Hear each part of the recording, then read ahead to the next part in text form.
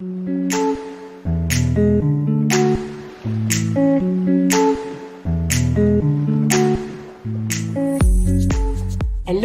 ici Mathilde, dépuceuse de talent chez La Magie Eden, et ma mission aujourd'hui est de vous guider vers l'autonomie, la liberté et la conscience pour que vous puissiez enfin devenir les vrais acteurs et actrices de votre vie.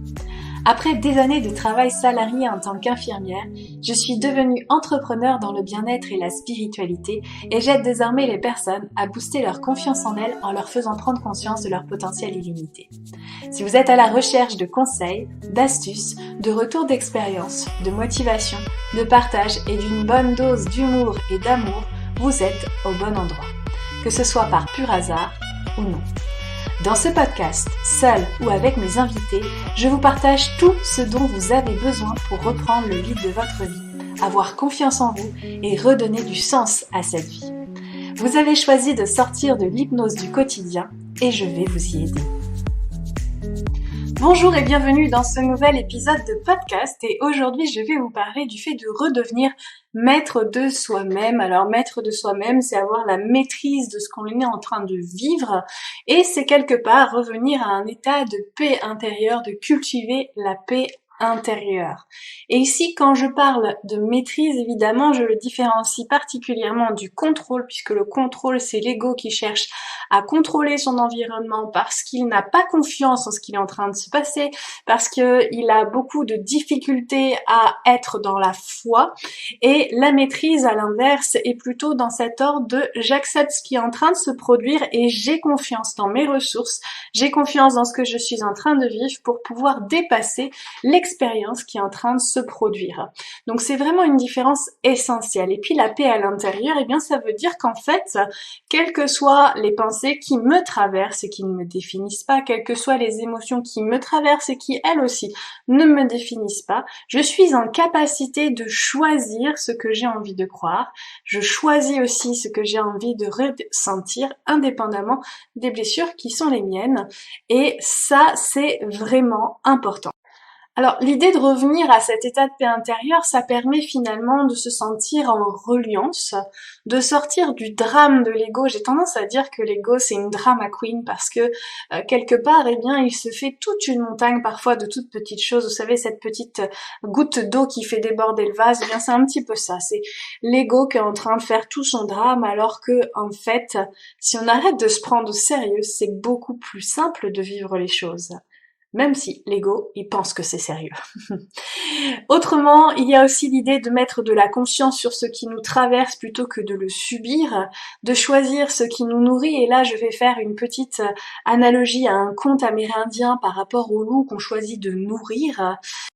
Donc, est-ce que je choisis de nourrir le loup qui est tout le temps en colère, qui est tout le temps triste, qui peut être méchant avec l'extérieur, ou au contraire, est-ce que je choisis de nourrir le loup qui est en paix et en amour avec les autres et avec lui-même? C'était l'histoire de ce conte de manière très très résumée.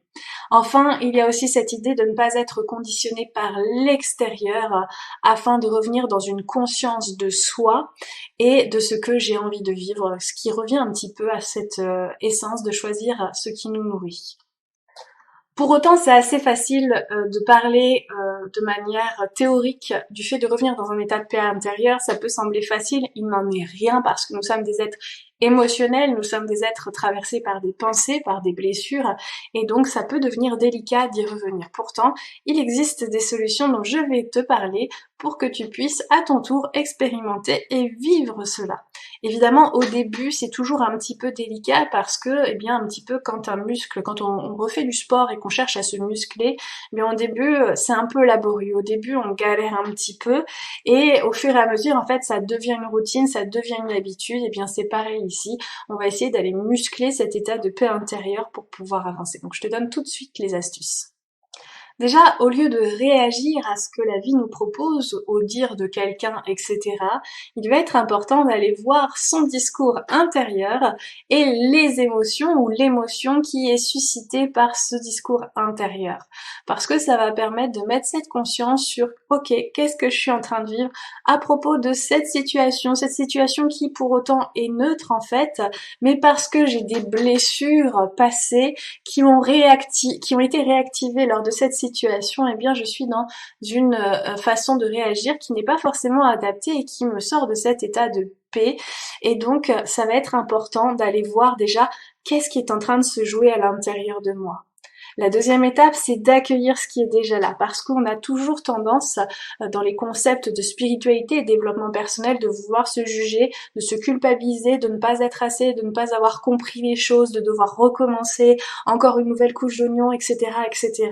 Alors que ce qui est demandé et requis ici, c'est juste de dire, ok, je suis traversée par une émotion de colère.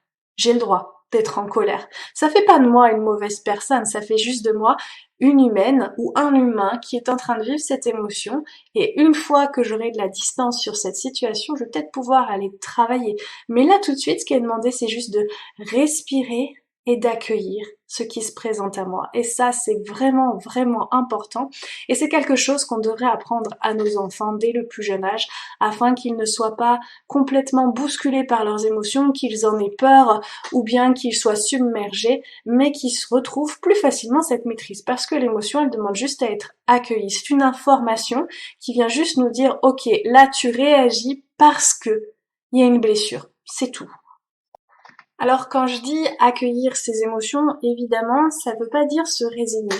Ça veut dire qu'on revient dans un état de neutralité émotionnelle pour pouvoir se sentir plus en paix. Parce que la paix, finalement, c'est quelque part une forme d'absence d'émotion, et c'est ce qui nous permet d'être plus décisionnaire et observateur. Donc ça va être vraiment important de voir est-ce que je suis en train de me résigner ou de chercher à me débarrasser à tout prix de cette émotion que je ne veux pas ressentir parce que je n'ai pas le droit de le ressentir et parce que je suis peut-être dans une blessure d'injustice et je veux devenir froid. Je vous la fais très très vite. Ou est-ce que je suis vraiment dans un état neutre et en fait c'est ok. C'est complètement ok. Là, tout va bien et je suis vraiment dans cette paix. Et c'est à vous, en fait, d'expérimenter et de voir à quel moment vous y êtes et dans quel moment vous n'y êtes pas. Soit dans des moments où, effectivement, il n'y a pas forcément des situations particulières et vous ressentez à l'intérieur de vous cet état de paix. Et l'idée, ça va être de reproduire cet état dans des situations où, justement, vous êtes en réaction. Soit ça va être de tester à l'inverse ces moments où vous êtes dans la résignation, et de voir comment ça se passe dans votre corps, comment ça se passe peut-être à d'autres niveaux, et comment est-ce que à ce moment-là, dans une situation de réaction, vous êtes en résignation ou non. Et ça, c'est l'expérimentation qui va vous permettre de le faire. De toute façon, vous êtes là pour apprendre, vous n'êtes pas là pour avoir toutes les bonnes réponses du premier coup. On est tous à expérimenter, à tester, à voir ce qui fonctionne, à voir ce qui ne fonctionne pas. Donc ça va être vraiment des étapes très très importantes. Et ensuite, et bien ensuite, je veux dire à distance, pas forcément juste après, mais quelques jours après peut-être, ou quelques heures si vous êtes très pressé, il va être intéressant d'aller travailler les blessures passées qui ont été activées lors de cet événement, de cette situation, des dires de cette personne, pour pouvoir être moins impacté la prochaine fois en fait qu'une situation similaire se produit. Donc l'idée ici, c'est vraiment d'aller constater, ok, pour quelle raison j'ai réagi? Pour quelle raison je me suis sentie en colère? Pour quelle raison je me suis sentie triste? Peu importe en fait l'émotion que j'ai vécue. Et comment je fais, enfin, quelle situation de mon passé a été réactivée? Quel souvenir peut-être me revient en lien avec cette émotion que j'ai vécue? Et d'aller voir, ok, donc si ça a été soulevé, si ce souvenir a été soulevé, c'est que, eh bien, je n'ai pas pardonné à toutes les situations, à toutes les personnes, ou même à moi-même, ce qui s'est passé, et cette expérience, ce souvenir, n'est clairement pas neutre, et ça va être mon travail de le remettre dans la neutralité. Parce que très souvent, on parle de revenir dans la paix intérieure en disant il suffit juste de souffler, de respirer, etc. Puis on revient dans la paix, dans le ici et maintenant, qui vraiment est important. Hein, je ne dis pas le contraire. Mais l'idée, c'est quand même d'agir de manière beaucoup plus profonde en se disant, ok, j'ai des blessures, je peux les solutionner. La prochaine fois, en fait, que ça revient, j'ai même pas besoin de respirer parce que j'ai déjà résolu ma difficulté, j'ai déjà résolu mon problème. Donc, le ici et maintenant est très très bien. Mais je travaille un petit peu sur les blessures de mon passé pour être une personne comme neuve, ou en tout cas qui n'ait pas de ressentiment, qui n'ait pas de rancœur, etc. Ça a beaucoup plus d'impact dans votre vie ici et maintenant, et vous allez voir que vous allez être de moins en moins en réaction avec les autres. Donc ces situations-là, elles vont vous permettre de gagner en puissance et en maîtrise de vous-même, et vous allez devenir des êtres extraordinaires au travers de ça. Donc vraiment, je vous invite à faire ces exercices. Je sais que c'est un peu fastidieux au début. Moi, j'avais la flemme personnellement. N'empêche que plus je les ai travaillés, et moi j'avais à en travailler déjà d'une part, et plus je me sentais en paix avec le ici et maintenant, je râlais de moins en moins, je me sentais de moins en moins en colère vis-à-vis des personnes.